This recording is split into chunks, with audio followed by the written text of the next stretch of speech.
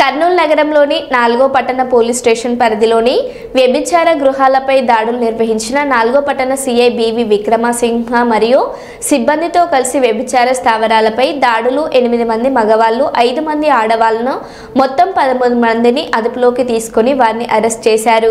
వారిపై కేసు నమోదు చేశారు. అనంతరం వారిని రిమాండ్కు తరలించినట్లు 4వ పట్టణ సిఐ బివి విక్రమసింహ తెలిపారు.